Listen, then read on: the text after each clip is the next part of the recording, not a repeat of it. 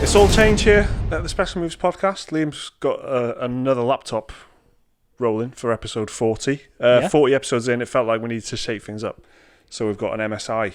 I didn't specifically go out and buy it for the podcast. I've not? had it for a while. I just kept forgetting to put the stuff we used to record on it. Yeah. But now I've done it. Yeah. It's all modern here now. Much better screen, apparently, right? It is. Very nice screen. So. Normally 144 I say, hertz. for the audio master Very race, doesn't matter. But even to the people watching, it doesn't matter. Nah, because literally the screen's pointing this way. So, This might make the audio better because it's got a better sound card. Yeah, in which case, there you go. we're back because we were away last week. So sorry about that, but here we are again. Indeed. It's episode 40, as mentioned. My name's Mike Williams, and these guys are Jake Klokowski and Liam McKelvey. Yep. Hello. What have you guys been playing this week? You been playing anything good? I haven't played anything because I've been working. I've actually played quite a lot. You have played quite a lot Since the last podcast, anyway. Because it's been 2 weeks. Yeah. So, should I go first then? Yeah, No, let's do Jake first. No, of course. I'm trying to be polite. So what did I play? Well, they had the last wave of thingy, backwards compatibility on the Xbox One. Yes. The last wave, so they're not adding any more? No, so they're putting all their efforts into backwards compatibility on Scarlet. So that's a good little PR line there. Yeah, so hopefully like every game will be backwards compatible by that point. Yeah. But yeah, so they put a few more on, and I took the opportunity to replay King Kong. Don't know why. Peter Jackson's King Kong. Yeah, the easiest 1000G you'll ever get. That's a good one for That's a good one for the 360 generation. Everyone's played that for that 1000 gamer score. I had no idea where that was going then. So I took the opportunity to replay King Kong. Yeah, and that game doesn't hold. It doesn't hold up. I had quite fond memories of that game from when I played it. That's the game of like the 2006 movie starring Jack Black. I think the game is called Peter Jackson's. It's called Peter Jackson's King Kong, the official game of the movie. Yeah. It did have some cool stuff though. It had spear throwing. It was it had no UI as well, which was quite strange for the time. Totally. And it was sort of trying to be realistic. The only other game I could think of that did that was, Call of Cthulhu. Back in the day. Same thing. Yeah. But you needed, was there torches in it? There was, a lot of fire, a lot of trying to get rid of insects who will eat you otherwise with torches and stuff like that. I thought it was mildly entertaining at the time, if I remember. It's okay.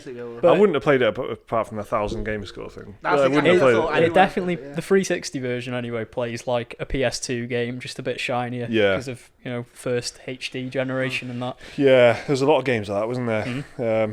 First couple of years, well, I guess it's only natural, isn't it? If you look at the first couple of years of PS4, I suppose there's probably a few games that you just could problems. Yeah, exactly. And I guess like you developers just like don't quite have they don't try and push the boundaries as much. I suppose maybe they just like. I think people will look back on like checkerboard 4K like this. Yeah, in a couple of years time, like where they were like half 4K. It was like fake 4K or whatever. Yeah.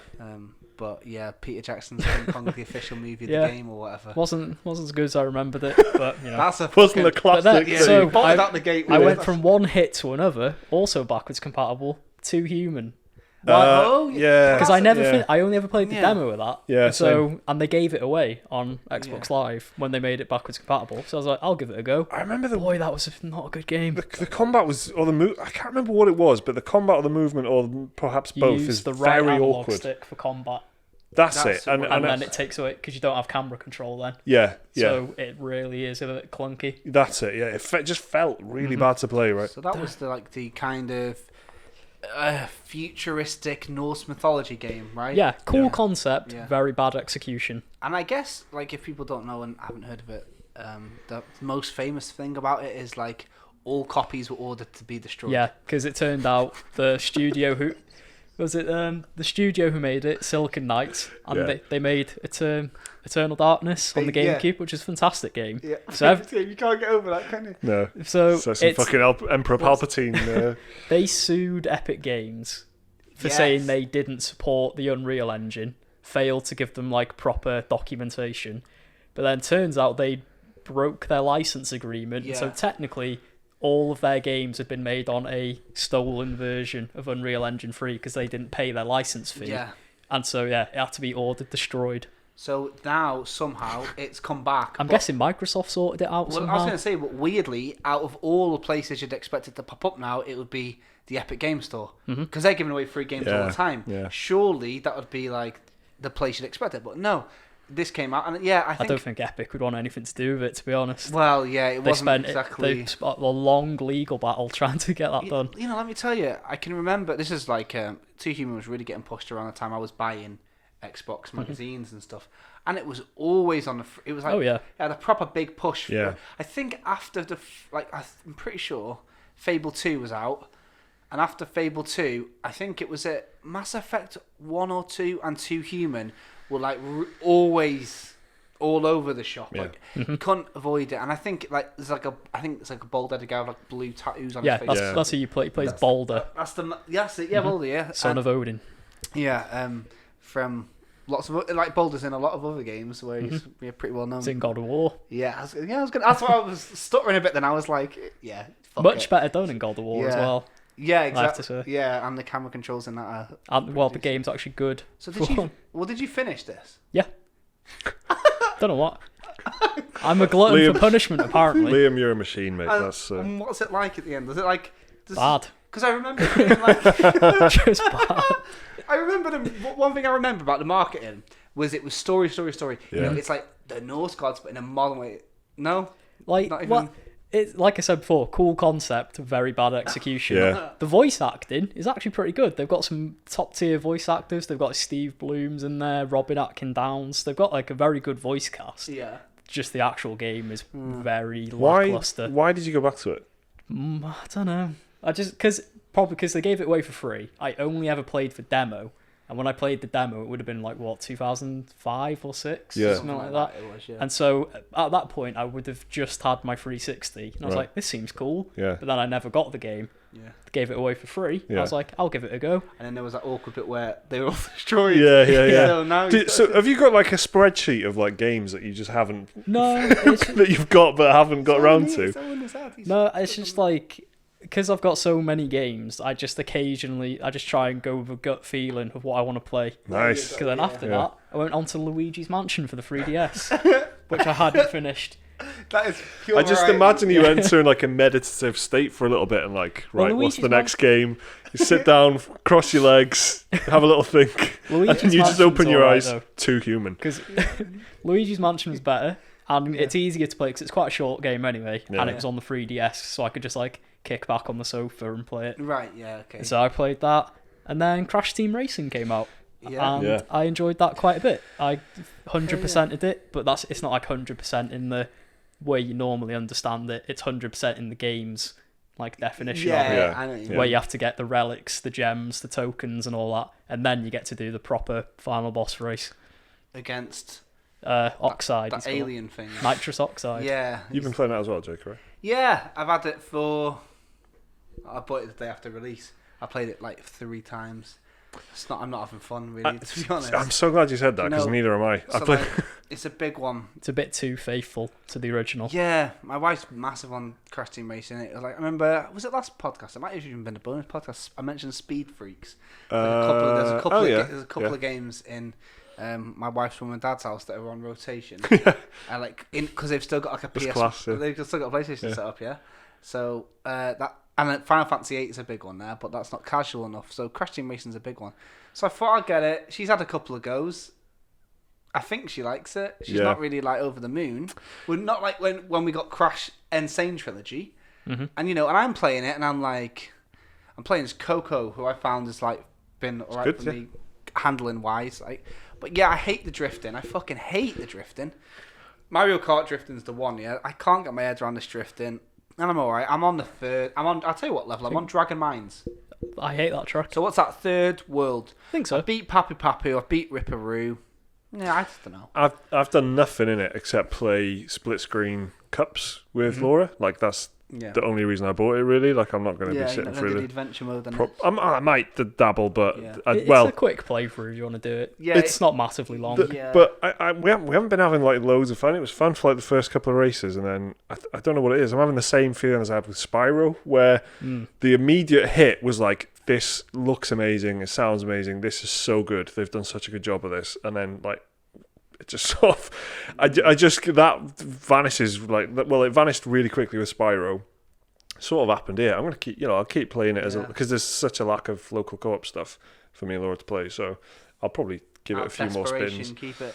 Well, the nostalgia hit wasn't as hefty for me because, I played Crash Team Racing, but I did the Kong Racing, and Mario Kart even at the time was still like for me heads and tails above it. So I don't know, man. Like it's weird, isn't it? It's all right, but this is exactly what I just expected. Yeah. Like I'm not gonna give a shit or buy Medieval. No chance now. Mm-hmm. Yeah. After this, I'm like Spyro was like. I played Medieval very recently, like the original one. Oh right. And it was like again the same thing happened with that, where I was like, this is so good, and if anything, the jank and stuff when you play the original one is a bit more is more charming than whether when it's actually been totally revamped and looks amazing. But it's still like I played it for like a couple of times and then that's it. Like I've not been tempted to go back. Like you're tempted to go and like revisit the memory, I suppose. But is that worth like 30, 35 quid? I don't know. Yeah, it's the a memory strange sounds one. like you're visiting a loved one's grave, but you don't have to pay 50 in a way quid to do that. In a way, do you know what I mean? So yeah, I don't know. But it's good. It is technically really good though, and it's cool, and I've seen those people online enjoying it. Yeah, people are loving it. Yeah, I'm not saying Liam's clearly. I mean, you've finished it. I enjoyed it. But yeah, you're gonna say clearly enjoyed it then, but then you remember you finished Too Human. It's Liam's clearly finished it. I finished it. I had a good time with it, but I don't really have any desire to go back to it now. Yeah. Like I don't want to do the time trials against Entropy or anything like that. Exactly. I'm just like I've had my fill now. Is it online? I think so. That'll be a frustrating old game of online, I think that. Because I mean, the last few races sort of do my head in as well. They do get a bit cheap sometimes. Yeah, like you'd said on text to me, and I can't help but agree. But like sometimes the difference between you winning or not is whether or not there's a missile locked onto you. Yeah. And it's like you get hit because it's like so tight. The racing, like one mess up. Mess up, I mean you get attacked by like a homing missile. You're eighth. Through you're playing medium, and it's like if you don't hit the boost at the start, and if you don't hit all the boosts when you jump and when you slide around the corners, and if you're not boosting all the time using the slide thing, and then being totally on point with the weapons and shit, even when you're just playing it on normal, it's quite brutal. brutal. Yeah. I think that like other kart racing games and stuff have like under the hood sneaky things like the elastic band thing where. When you're lagging behind, they'll go slower just out of sight. Yeah. But this, I don't give a fuck. It's just like, if they go one speed, like they'll go that same speed if you were in a game or not. And like, whether or not that homing missile hits you, just look at the draw. So I'm really glad both of you guys have said that, because as I mentioned at the beginning, right, I've been away from home working for over a week, right, and so I haven't played anything. So the first things I played in 2 weeks, right, were The Sinking City, which I struggled to get through the first, very first thing, right? That I just could not figure out. And then immediately the next game I played was Crash Team Racing, which is a very cartoonish, like it looks very friendly and accessible. And I was getting my ass kicked in that as well. And I was like, fucking hell, 2 weeks away, man. I've never been more rusty. So it's good to hear you guys saying the same fucking thing. To be honest, it's a big relief. Yeah, I don't think I've played anything else. Played a bit of Apex, didn't we? Yeah. In prep. Gearing up for Season 2, the big Season 2. What's that? What's happening? Well, after a bit of delay and a lot of clamouring online, I guess Season 2 starts for Apex Legends on Tuesday. It's like loads of big changes to the game. Kind of in a Fortnite-esque style thing. They've changed the map, so certain areas have destroyed, certain areas have changed. And I guess these changes will be all the way through. So the map is telling a story. So Season 3, there'll be more changes. If you're interested in the lore, which do you know what? I just need to preface this by saying, when we went to Pretty Good Gaming, we'd be looking day in, day out at news. And one thing that kept coming up on the news that I just, every time I saw it, I rolled my eyes at was Overwatch. Right? I played the beta of Overwatch and I'm like, this shit again. Who gives a fuck that there's a big hamster coming into the game? Who gives a fuck that the backstory of this character means that they're this or that? Shut up. Fucking shut up. That's me now with Apex, I'm like, Jake's changed. Yeah, that's me now. Like, whenever I look on my Twitter and there's like a GameSpot tweet about Overwatch now in 2019, I'm like, you fucking joking me? I know that in like 2022 there'll be Apex things, and so just whenever you think, who gives a fuck? It's me. It's Jake. It's me. Just so we're all clear on that. Yeah. I had no idea that there was law. Yeah, I know. We play together like pretty, occasionally at this point. To me, I it's reckon. not occasional because I play. You play it all the time, yeah. And then that's like when we play it, Jake's like the one in the front. Jake's like, let's go over here, let's do this. He's turning round to look at me while I'm still looting, and he's like, fucking come on, hurry up, yeah. So, and I'm just like having a nice time picking attachments up and stuff. Checking you're okay. You know what I mean? So Jake's like the fucking and I've got Pathfinder the mountain as well, guide. So I'll try and run ahead, and if I can see that they're behind, I shoot a zip line, and I just try and be helpful. Yeah, that's sort of like a jump scare for me when we last played. Because I was just wandering around, I was swapping a scope onto my other weapon, and a zip line just appears out of nowhere in front of me, and it made me jump. Honestly, Jake genuinely is like the mountain guide, right? And me and Liam are like the tourists who've paid him to show us around. Yeah. He's roping us up to stuff, showing us all the sights, and me and Liam are like following him around. Yeah. But you're very invested in the game, aren't you? And I love it big time. I'm interested. I'm gutted that PlayStation have taken that thing off where you can see how many hours you've put in. Yeah. I know by the end of this year, this will have taken over Binding of Isaac as my most played game on PlayStation. But Season 2, anyway, when the game started, I think there was like 8 playable characters. They added Octane, and now they're adding Watson, and they're going to add another one, either halfway through the season or at the end, who you see in the trailers, who's like a hacker. So has Watson been added? Is Watson in it now? No, Watson's in it on Tuesday. I see. So for Season 2. So the map's changed. The lore of it is like basically there's like this thing. The thing that makes a circle is like keeping the monsters at bay as well. But then some hacker puts an EMP on the repulsor, which is the thing that makes a circle, which means that they can't play the Apex Legends tournament, like the Hunger Games kind of thing that they do. So beasts reclaim that area of the island and stuff like that. So yeah, there's like loads of monsters on the map, which was kind of added into the game a couple of weeks ago. There was flyers going around with like random loot boxes and stuff, but there's PvE events being added this time. There's ranked, which is what I'm most excited for, and then you've got like PvE events, monsters on the map, new map areas, a new gun, but it doesn't really matter because it's like one of those supply drop weapons, and then new hero, new legend, which is really weird because she's got like the abilities where you can make fences and a lot of strategy. And they've changed a lot of meta stuff as well. It's really good. Like normally, like you've just got 2 guns and it doesn't really matter what you've got. But now with this, they're introducing like pickups for a lot of the guns. So like for example, the Mozambique, the shit shotgun, you can get a hop up that makes that really strong if they haven't got any armor. Hammer point bullets. So like it's going to try and encourage people to have a gun for shields and a gun for health, or to have harmonizing guns and try and have a play style, because a lot of people will have like 2 of the same gun, go around with 2 R301s or something. So having like a Mozambique, why do they do that? Because it's faster to switch than reload or something. Yeah, and if you've got that with 2 like extended light mags, you've got like 70 bullets like that you can just pop off like that.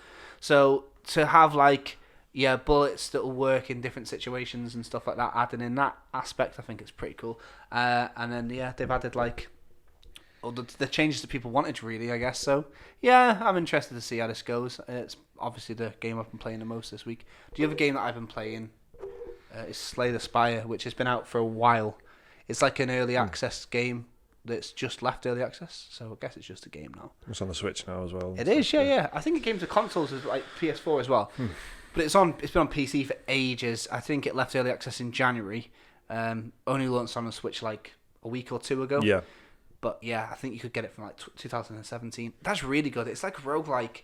So it's run based, but it's a card builder as well, which is a bit weird because most card builders like Magic the Gathering and all this, like you gathering your cards is like in an MMO, like you're leveling up. Yeah. So imagine that, but every time you die, you lost your cards. It seems like it might be irritating or whatever, but it somehow works. I want to talk about it and maybe in another video, so I'll leave it there.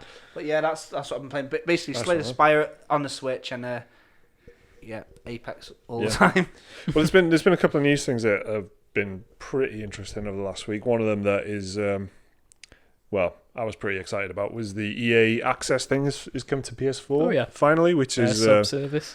Yeah, so for a long time you've been able to subscribe to EA on PC, and you they've got various tiers and stuff of it now, but there's like a 20 quid a year EA Access or Origin Access thing, which is also on Xbox. So if you're playing on Xbox or on PC, you could subscribe to EA's like back catalogue, I guess. Yeah. And then it gives you access to like all their new games. You get like a 10-hour trial before the game launches, so you can play Battlefield 5 for 10 hours. And it's like a week, isn't it? Yeah. A week early, a long time. So like every single one of the games is on there, like the big AAA ones, like Mass Effect Andromeda and stuff, and whatever. It was Anthem, and things like Battlefield, of course. Yeah, but for Sony just weren't having it, and they just weren't having it on PlayStation for. Well, it's been years, I guess, hasn't it? It's been a long time. Ages, yeah. But no, you can get it. So it's 20. Well, it's coming soon anyway. I think it's July sometime. Yeah, it's mid-July. I think it's either the 14th or the 17th. I think. But it's like it's at this point it's like 2 weeks away. And I think it's sort of a sign of the times in a lot of ways, because PlayStation were probably pushing back against this. Sony was saying no like a couple of years ago maybe, but now subscription services are everywhere all of a sudden. Microsoft are going huge on it. You know, you guys are always talking about how the Xbox Game Pass is like such a great deal and stuff, and it is, you know. Yeah. And PlayStation haven't. You know, you've got PlayStation now, yeah. But it is sort of a sign of the times, I think, because it shows that Sony has had to sort of adapt to the way things are going, because Microsoft have been going so heavy on the subscription thing. You guys keep saying that the Xbox Game Pass is really, really good, a good offer, and that's because it is. Then you've got like all sorts of different players coming in. You've got Google Stadia and all these people weighing in on the gaming subscription thing. Meanwhile, Sony have been letting you have PlayStation Now.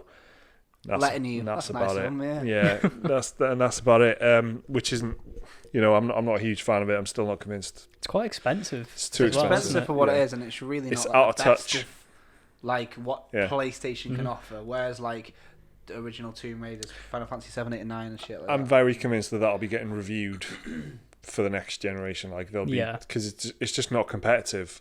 With the other things that are going out there. So then EA's one is pretty much the earliest one I can remember. EA Access, just saying. First one I can remember. Just saying, here's a vault of games. It's $3.99 a month or 20 quid a year, which is a great deal, you know. Yeah. And it's got loads of classics in there. It's got like all like these retro PC gaming ones, and then it's available on Xbox as well. And it's been a bit of a sore spot, I reckon. Like if you wanted to have access to this like little trove of games, which does include access to these big AAA titles and stuff as well, which eventually you get like a trial period with them when they're brand new, but a lot of them do eventually come to the vault, as they call it. It's like what's the Battlefield you guys like, Hardline 2 or something? Bad Company 2. Yeah, don't think Hardline 2 will ever happen. Yeah. when? Yeah, so Bad Company 2, that's on there, isn't it, for example? Yeah. Like, but no, I think Battlefield 1 is on there at this point and stuff. I think it is, yeah. So, maybe I should check what the... Eurogamer says, the likes of Battlefield 5, FIFA 19, Titanfall 2 and Mass Effect Andromeda are all expected to be a part of the vault on PS4, for example. Okay. Which would mean they're on every platform, I guess. But that's how it works. They just add batches of games and stuff. I was wondering about that, because what about the games that are on EA Access on PC that won't be probably there, like Command and Conquer and shit like that? Imagine if we could play Command and Conquer on a PS4.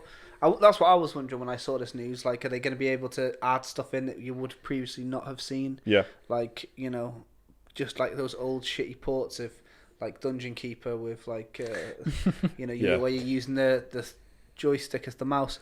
I'm up for that, but what I want to know is like when it comes to Game Pass, for example, like on Xbox it's like one price, but then if you want the PC one as well, it's more. Yeah.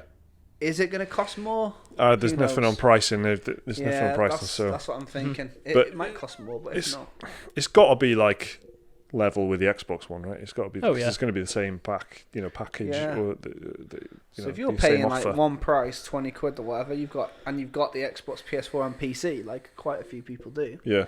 You can't complain if you want to play an EA game. There's always one in reach. Guess what they're trying to do to make it such a household name.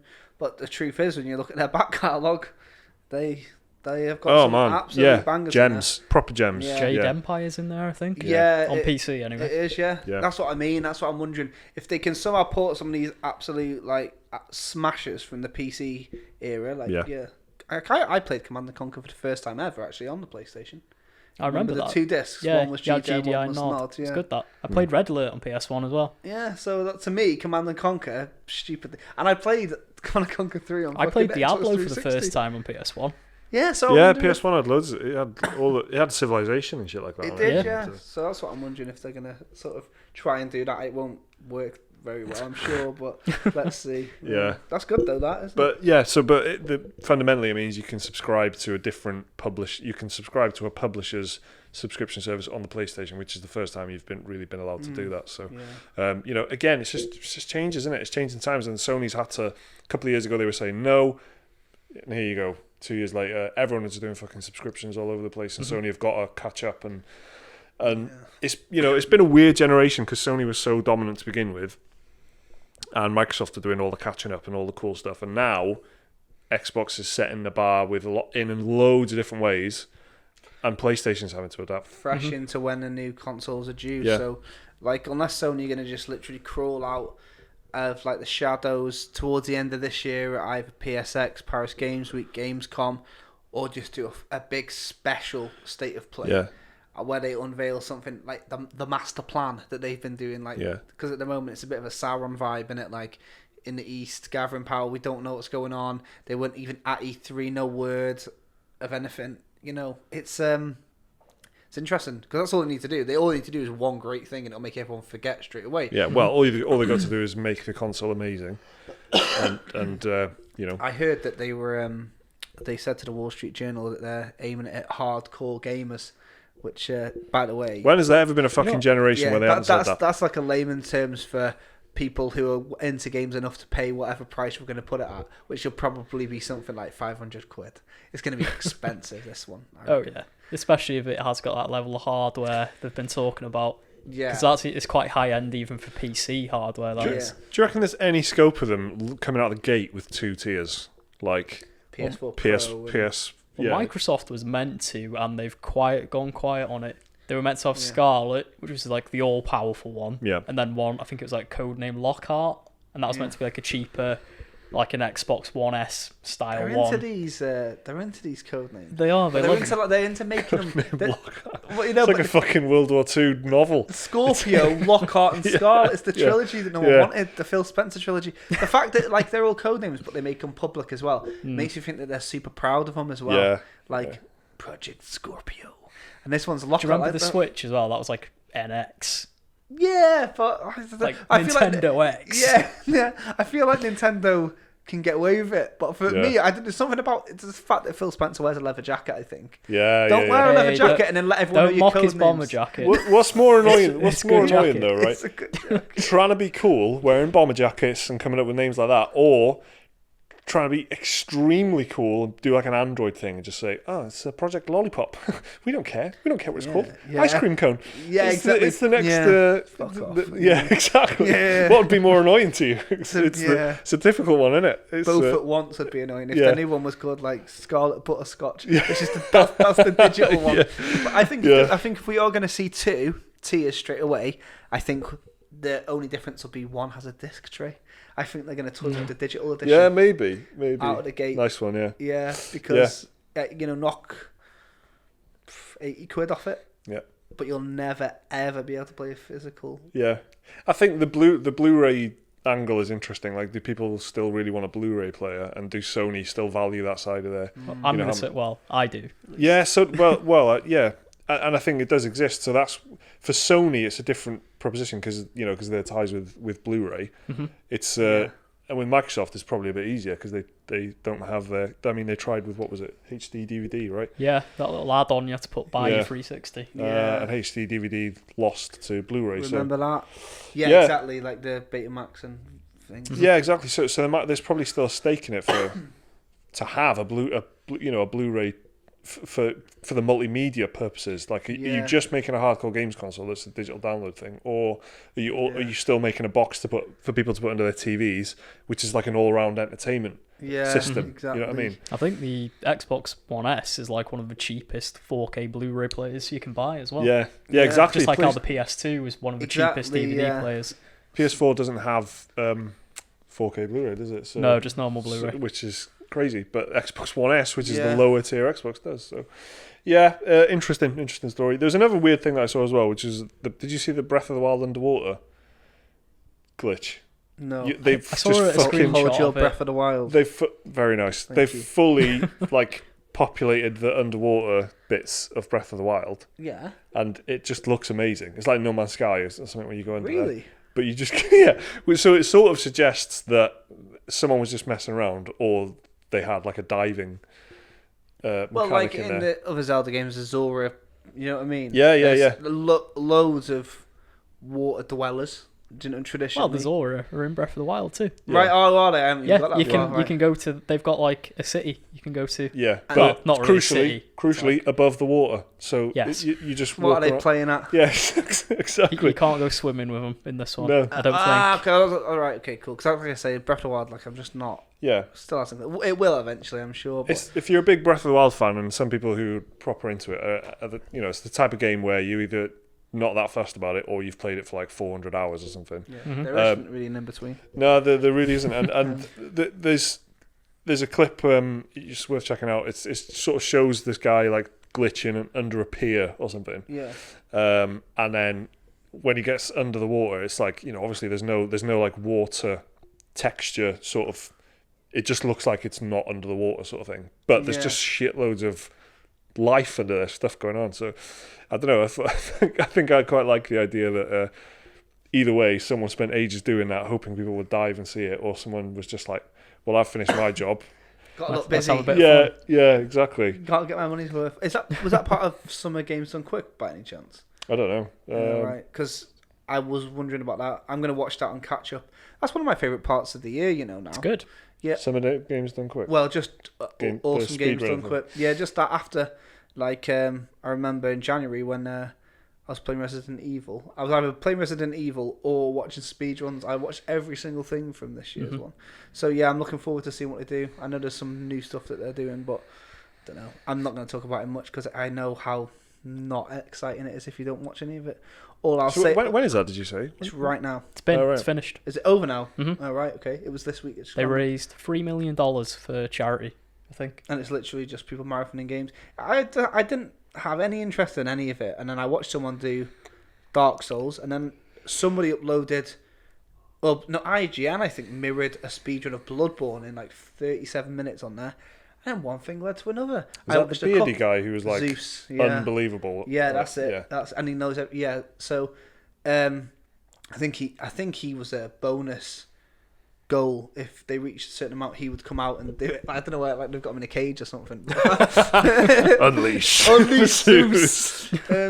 But I saw someone do Cuphead, which to me was amazing because you can't glitch because it's like you load levels in, and it's like RNG based. Like, so how do you do that? And he did. So I don't know. So you have to just be amazing with that. It's sort just of pure skill at that point. stuff. And then I watched a guy called Carcinogen do Resident Evil 7 and Silent Hill 2.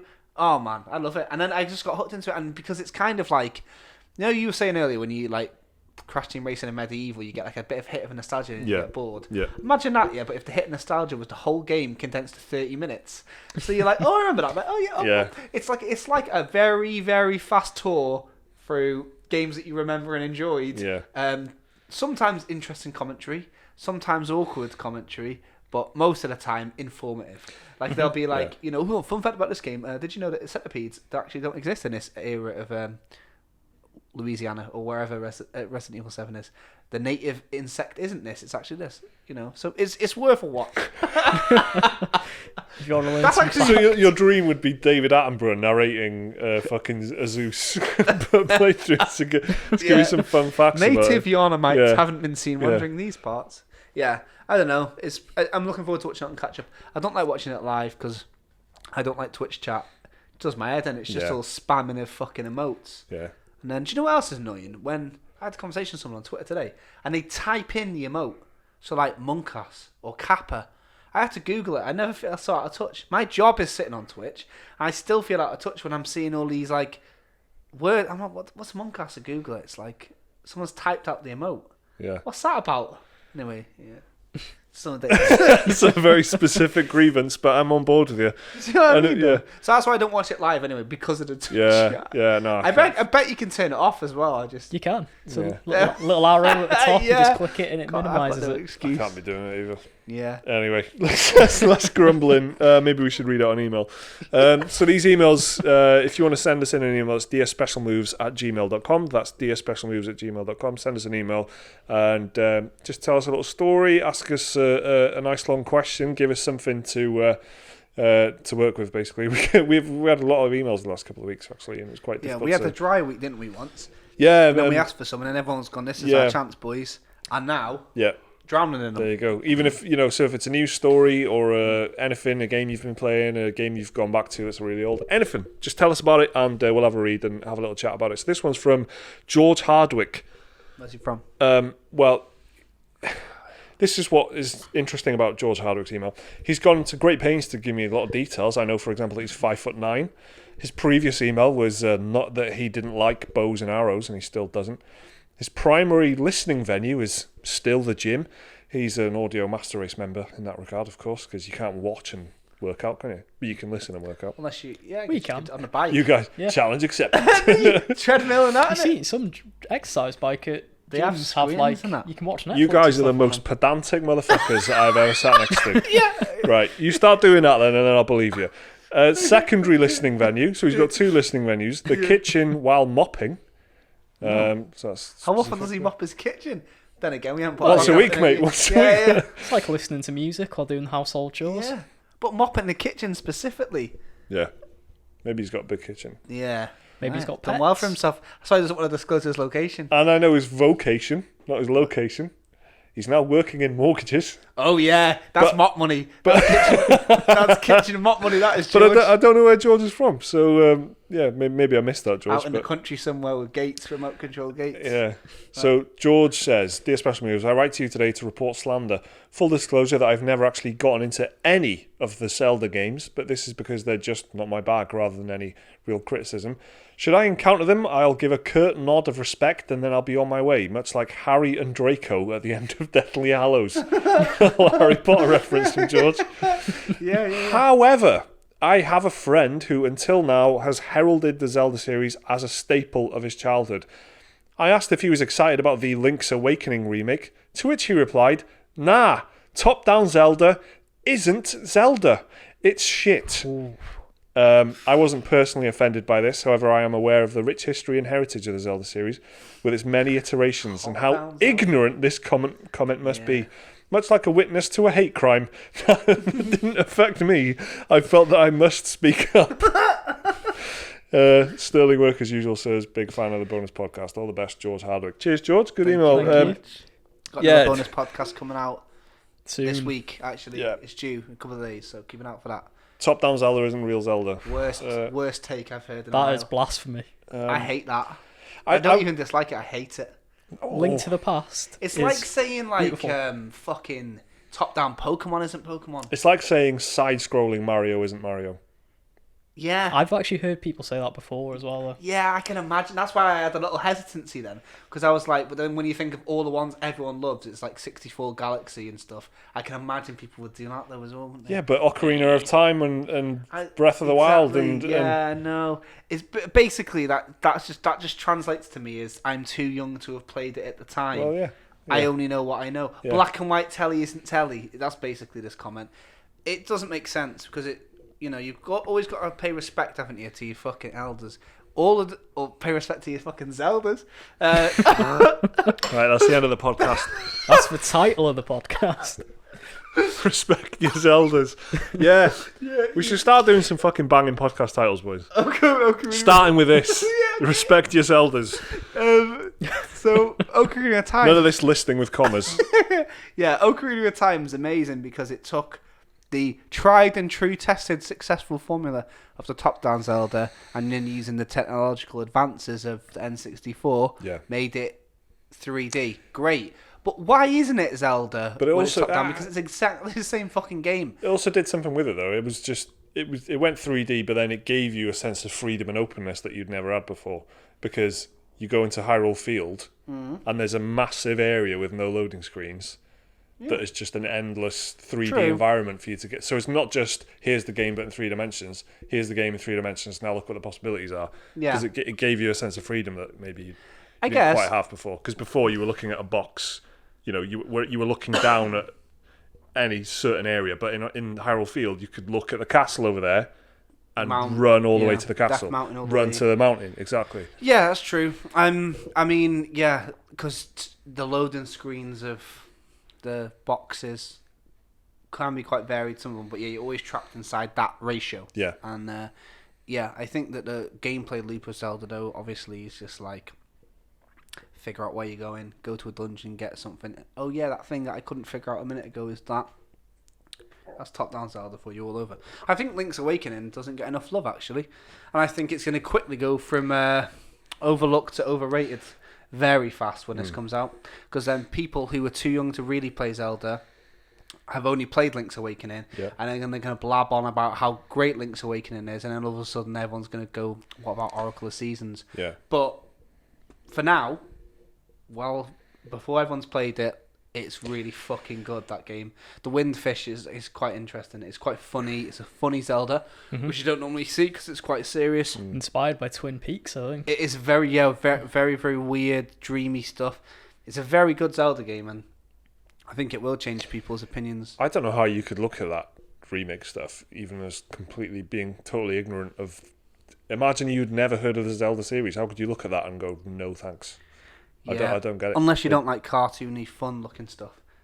If you only like Bayonetta. Do you know what I mean? If you like... Because that's it's very chibi, isn't it? It looks very cute. If you don't like cute in a game... Do you reckon? I'm not particularly... Do you know what I mean? Yeah. No, that's what I mean. Yeah, I'm not massively into that, but it's just like... It looks like toys have come to life in a toy box. Yeah. Kind of playing... They look like Kinder Egg toys. They do, don't they? Yeah. Especially because of like their lack of texture, because they're very like shiny, aren't they? Glossy. Yeah, I think it looks wicked. And knowing that the content is what it is, I think people are in for a treat. But yeah, that's bad. That's a bad take. It just feels silly to say. That's what it is. It just sounds silly. It sounds like because when you know what Zelda is and what that is, it doesn't make any sense. Cause, I don't know. I feel like you're giving his mate a telling off there. I bet his mate said this in confidence. It's like an offhanded comment. And I bet like he didn't... all he wanted to do was shield himself from George. Like if he just said like, nah, George would be like, why, you're a big Zelda fan? And this guy probably just didn't have time. So he just thought, I'll just say some hyperbole to get him off my back. And I'm probably going to look into it a little bit more. Yeah.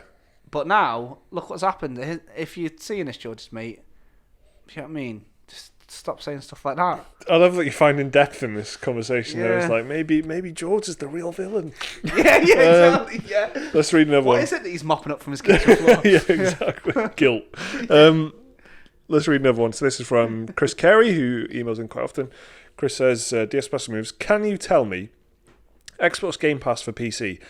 Am I getting a true PC version of the game, or have they made the Xbox version of the game run in Windows? I know that Metro Exodus used ray tracing illumination for shadows in the PC version and not in the Xbox version.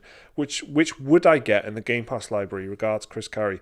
So I feel like on the face of it, this feels obvious. You'd get the PC version. Yeah, I believe they're native PC. Yeah, I don't understand why not. But it's like an Epic Game Store exclusive. It was until it came on Game Pass for PC, and you can get it on Windows Store now. Right. So it's not on Steam. It's still not on Steam unless you pre-ordered it years ago. What a mess. But it is on. You can. If you don't want to get it on Epic, you can get it on Microsoft. If you don't want to get it on either, then you are. So just a reminder that at this point, it's not anti-consumer. It's just anti-Steam. Really, at least when it comes to this game, do you know what I mean? It's definitely we hate you, Steve. Complicated. Yeah, that's what it is. Oh, because at first I was thinking that'll be the answer, right? Because if it's still an Epic Game Store exclusive, but the console version isn't, then it'll be a ported console version. Yeah. But the fact that it's got a separate price point and a separate list of games makes me think that it is. But you just because I think what did they do? The Xbox team had to make their own app on PC, because before, all Microsoft games, you had to buy them from the Windows 10 store, which if you've ever tried to use that, it's famously not very good. Yeah. And so the Xbox team made their own version of it, which just acts like a Steam type launcher. Yeah, right, okay. So you just install your game, and then some of them are the Windows 10 apps, and then the others are just like your normal computer program. You double click a shortcut to use. So that answers. There you go. That's spot on. Thorough. I felt like it was quite an obvious thing to begin with, but then the more I was thinking about it, I was like, maybe it could be some complicated, because it is fucking complicated in a lot of ways now. Like the answer, like it's not on Steam unless you pre-ordered it on Steam ages ago. How fucking what a state that is. But anyway, thanks for the email, Chris. Any more questions, mate? Send them in. Should we do another email or? Yeah, that was just more like tech support. Yeah, go on. It was, yeah. We should do a bonus podcast. Got a GTX. This was from Long Quan in Germany. Long Quan says, "Dear Espresso Moves, I finished Knights of the Old Republic 2 the other day, and I wanted to share my thoughts with you. I knew it received universal acclaim. It didn't. It actually didn't. And I remember someone say it's the best Star Wars story ever told. It might even have been you, Mike. So I wanted to see for myself. But I did not have fun at all. At times, I could see past the dated graphics and the silent protagonist, but the clunky animations and especially the combat gave me a really hard time. I absolutely hate strategic combat, but I think it's also due to the camera angle that makes me lose the overview very quickly. I thought about giving up several times, and the only thing that was keeping me going were the great story and characters. To bring balance to the Force, I often had to stop and play Dead Cells, something I actually did enjoy." He says in brackets, gameplay-wise. "Overall, I had a decent time in the game, but I have never experienced a greater chasm between gameplay and story ever before. I used cheats towards the end to basically skip the gameplay entirely. I'm really intrigued by CRPGs, but fear that I will face the same problems. That's also why I haven't played Divinity Original Sin 2 yet. Heresy, I know. Thank you for reading my email and all the videos you make. I really enjoy them. Although I do miss the Thursday show." Shut up for the Thursday show, innit? "Love you and keep up the amazing work. Greetings from Germany, Long Quan." Thanks, Long Quan. I mean, it's definitely, like, it didn't receive universal acclaim. Knights of the Republic 2, Knights of the Republic 1 pretty much did. But at the time, especially. Yeah. 2 was famously had a chunk missing, right? Yeah, 2 was like the ugly duckling sort of. I don't know what the phrase is there that I was going for. There's a. Yeah. It's the what's the phrase?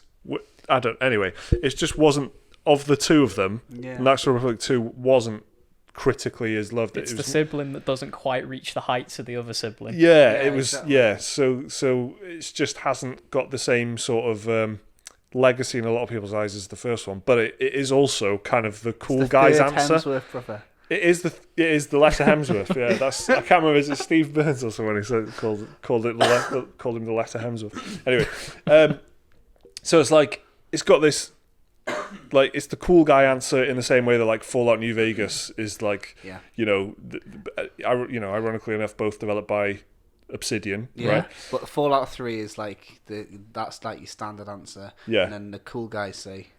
And Fallout 3 is the higher rated, I think, on Metacritic and stuff. 2 points. But it's a similar sort of thing, and that's what Republic 2 actually isn't universally loved. But I can definitely see, if you didn't play it at the time, how this would definitely age back. It needs a remake. Like, this is one remake. Real time with pause, this one as well. It is, yeah. But the pause is very customizable. I think it follows one of the D&D rule sets as well. Yeah, it is. Yes, and there's like dice roll stuff going on, and but you can customize the pause so it pauses on sight of enemies, or it pauses between every action, or whatever. You can. Yeah. That's it. You can queue up your actions, can't you? Yeah. But Knights of the Republic 2 there's something about the atmosphere of the game and the general mood and the general darkness of it, which was like, you hadn't really seen that much in the Star Wars universe up till then, and unless you were like reading all the comics and shit like that, I suppose.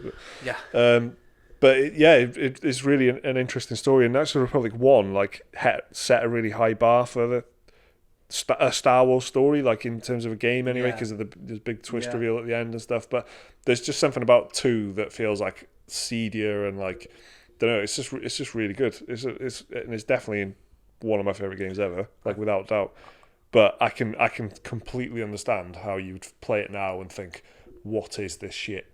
because it's because of what he said there, because it follows a specific rule set, but it's done in a third person sort of way, and unless you're comfortable and familiar with that, it's quite difficult it's to... It's really weird because it is a CRPG in a lot of elements, but it's done to attract a bit more of a mainstream audience by having the third person camera, but that is very indicative of games at the time. Like if you look back at like stuff like Baldur's Gate and Neverwinter Nights and all this, they all had a very similar play style, where it's real time combat, but it can pause and you can stack stuff up, like you were saying about Divinity. And I truly don't know if you would like it because of stuff like that. Like games like that have story, but they're so reliant on things like that. I think with Knights of the Old Republic and Divinity, even though they're different games, and Divinity is completely turn-based. Yeah. So I don't know if the combat would be worse for you, or would it be better because at least you know. And Divinity's a lot more playable than Knights of the Republic 2. The combat is actually amazing, I think. And because the camera's at a higher angle as well, whether or not, you might just not like the whole CRPG thing. What you got to wonder is, one thing about CRPG, the biggest divide, what did you say? Did you say the word chasm? He said chasm. The biggest chasm between CRPG stuff is like the fluidity and like freedom of storytelling mixed with the constant start-stop nature of jumping into inventories and combat literally pausing like that. But you've just got to ask yourself like how much you hated the camera. I think he said that it kind of took away from the whole overview of things, because normally CRPGs are like quite high up, so you can see everything a bit nicer. But it sounds to me like you probably won't really enjoy that type of thing again. So like Pillars of Eternity is another one of these games. Like great story, hankered down, I dare say, by like the gameplay, which is real time with pause, tactical, strategic. I think he said he hated strategic combat. So shit. Damn. Yeah. I think Divinity is probably a lot more immediately accepted. It's a lot like just on the very surface is a lot glossier, and the basic things are a lot more like up to date. So you'll probably have a much better chance of sitting down and enjoying it, because you've got not only have you got to cope with a sort of gameplay style that you don't like from that sort of Republic, you also have to like accommodate for the fact that it came out in fucking 2003 or something. So you have to, you've got to change your mindset a little bit to play it. And now it's much easier for me because I've played it through like 15 times or something, and I absolutely, I know. Another thing as well is that it has a really an opening that people, even fans of it, really don't like. I like it. It starts on like an asteroid mining station place. Like a prisoner. Yeah. Are you a prisoner? You're just sort of like unconscious and naked, and you don't know why. It's been years since I've played it. Yeah, exactly. It's a classic. It's a classic RPG opening. I mean, most RPGs do start in a prison. Who am I? I can feel his power surging through me. But I remember escaping the mining place on the ship. But then I can't remember anything past that. A long time. Long time since I played it. So it has this opening that isn't very, unless you're into the universe. Yeah. I actually really like it. Yeah. But there's I can see why you play as a R2D2 like droid for a little section. Yeah. And you're like, what the fuck is this? And you've got a blaster, and because of the dice roll stuff, the blaster can miss quite a lot because your stats are really low because you've just started and you're playing as a droid, so you're like shooting at something like another crappy looking robot, and then it misses like 3 times in a row, and you're like, what that reminds me of did you ever play Alpha Protocol? That was all stat Obsidian based. as well, right? Also Obsidian, and that was stat based, but it was like real time combat. And if your accuracy stat was low enough, you could like miss headshots. Obsidian. You would headshot them definitely. Obsidian. It would miss. The best fucking development team on the planet, man. They genuinely are. So I fucking love them. They've got Microsoft's backing now. So who knows what they're going to make. I still keep getting confused about the Outer Worlds and Outer Wilds thing. Yeah, so Outer Wilds is the game that we've all played, and it's out on Game Pass. And then it's like an indie game, and Outer Worlds is the Fallout New Vegas. Outer Worlds is also coming to Game Pass. Yeah, straight away, which is you're one click away there from a different. Was it Microsoft owning Exile as well now, don't they? They do. They've got 2 of the classic RPG studios. They certainly do. Wasn't there an Apex game that had very similar branding to Apex Legends? It had like a horned skull kind of logo. Have you checked their branding on? It's on sale very often on the PlayStation Store now. And it sort of makes you double take every time you look at it, and you're like, "What's this?" Yeah. So anyway, thanks for the emails, guys. If you want to email us in, it's dspressomoves@gmail.com. We'll have a read of what you got to say and have a little conversation about it. So should we do new releases before we wrap let's up? do it. On July the 2nd, that's Tuesday, I think, is Final Fantasy XIV Shadowbringers. Is that what it's called, Liam? Yeah, Is that right? Shadowbringers. PC and PS4. The third expansion to Final Fantasy XIV. Yeah. You can get it. Some people are playing it already because they did pre-order, get a week early access, and it's been, as far as I know, people are enjoying it so far. Are you playing Final Fantasy XIV? I am, but I'm not even through the first expansion stuff yet because I played it and sort of let it lapse a bit, got back into it, and I'm playing like catch up every time I get into it. So I haven't bought this expansion yet, but I probably will. I don't know, whenever it goes on sale. Yeah, when you get to it. Yeah, by that time I might have actually got through all the expansion stuff I need to get through.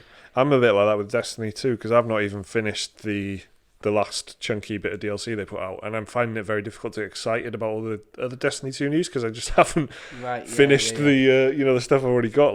So there's a lot going on. That's the thing when you play a game like that. If you drop out of it, you're sort of behind the pace, and you have to. Really luckily for me, there's a lot of people getting into Final Fantasy 14 all the time, so I never struggle trying to get into Duty Finder or anything like that. It's always, I never have to wait long. Cool. July the 4th, a couple of days later, we got Stranger Things 3, the game.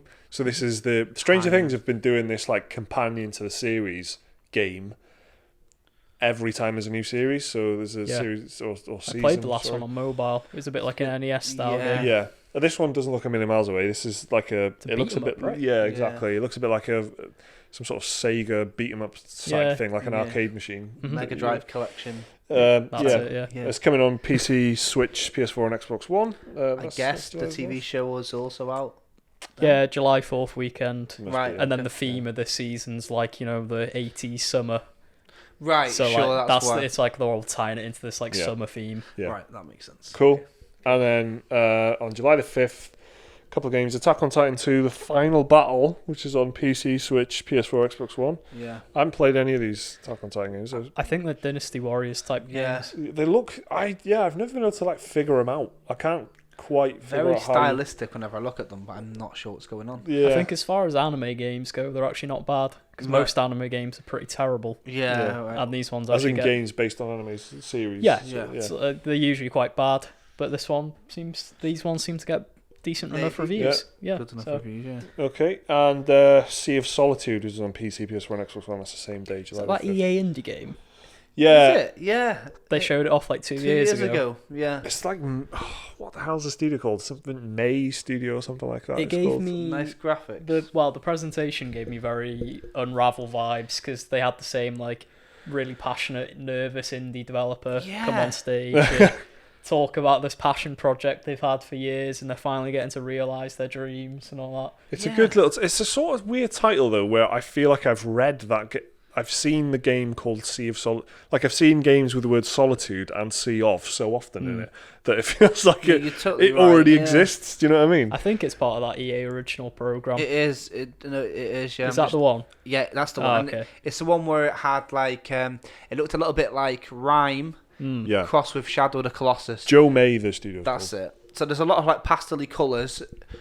Kid on a boat. And then this giant swamping, proper Shadow of the Colossus looking creature comes up, and then I think you saw something like go under the boat in one of those classic like bird's eye looking down shots.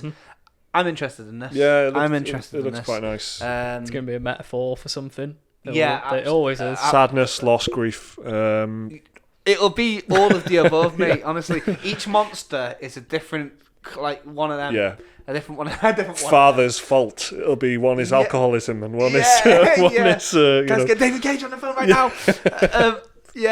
All right. I think I'm feeling pretty good about this one. And maybe, I don't know. For the next podcast, I might have a chance to play it. I think. I'm still doing some catch-up stuff. I've been checking out that Steam sale. There's a Steam sale on it there. Oh, I've not actually bought anything, Prix. Steam Grand Prix. Which is surprising. I usually buy at least one game. Yeah, that is surprising. I've held off this year. You've had a lot of good stuff on though, playing. Yeah. You've held off, but you have been buying at least 3 games a week for the last 6 months. So. I've literally only just remembered from the games what have we played? I played My Friend Pedro and Oh, yeah. Bloodstained as well. Yeah. And I forgot I even played Yeah, them. they're 2 new games, Yeah. right? Yeah. So, Bloodstained... But you gave us 2 human. I gave you King Kong and 2 Human. I'm fucking thankful that you did, to be honest. When 'cause it's people quite would be funny. far more interested in My Friend Pedro and Bloodstained. That's Bloodstained class. is... I want to do a video with you because I want to know, and I just want to, like, be like, tell me.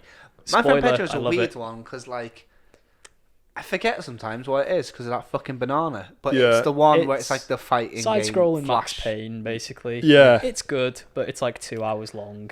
And I enjoyed it. I actually replayed it a second time. Managed to finish it in an hour and a half that time. Right, 18, 19 quid it is. Yeah, and there's not really... Once you've beat it, not really Did much you replay reason. it because of how much you spent on it and you wanted to get your money Yes, worth? exactly. Yeah. And I tried to get more achievements in it, which I rarely ever do on Steam. And then I How just much like banana is in the game? Like quite a lot. Is there a banana hidden in every level, or is it like? No, he's just like. Oh, this is a real question. Yeah, it's like is it? How much banana is in the game? Obviously, Because he's all over the market. well, the happy banana, yeah, isn't he? Pedro is the banana. Oh. So that is your friend Pedro. And he Oh, accompanied. it's like an inside the actor studio fucking. So, how much banana is in the game? He is present with you throughout the entire game. Right. And arguably the worst part of the game Oh, is yeah. meant to be inside Pedro's mind. Oh, Right. Okay. And it's the worst part of the game. okay. But it's okay. I'd say wait for a sale, It's decent enough, but Yeah. I couldn't recommend it at the I price reckon it it'll currently be like is. on Game Pass soon. Yeah, You it's know, got that not in a feeling. disrespectful way, but I reckon it'll be Like- one of the. It's like Well, there's perfect some good games for on that. it, yeah. Yeah, You know, the short- gameplay's good. The story, it's funny. It's got some good jokes in it. But yeah, it's just like, it's near enough same price as a cinema ticket now. Yeah. Yeah. Which So- is like okay, well, and and it seems like shorter than half the films that you can see. Mm-hmm. And if you're interested in hearing us talk about films, and you're a patron, we're doing a bonus podcast. We're going to record it right after this. Yeah. I Every need a 2 fucking weeks. Coffee first, don't I? Yeah, no. Jesus. If you don't know, we've got a Patreon page, and we do podcasts about things that aren't games, like twice a month, and it's pretty much mostly just us talking about Totally TV and unscripted. films and stuff.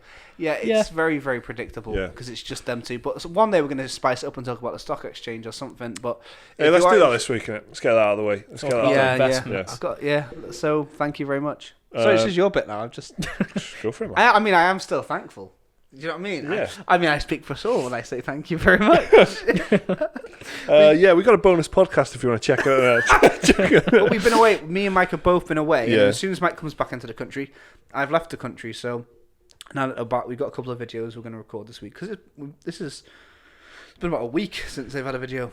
Since you've had a video. Yeah. So there we go. You can have a bit more videos now because Yeah. we're all back in the same country for about 2 For weeks. now. Yeah. Remember to send us emails to dearspecialmoves Yeah. at gmail.com. We'll get them read out. The more we have, the better, really, because then we can pick out really good ones, which is what we want to keep doing, because we are getting a decent amount. But Yeah. variety is what we need, isn't it? Variety.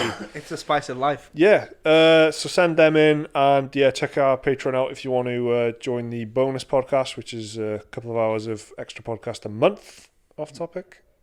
And yeah. We'll see you soon. Bye.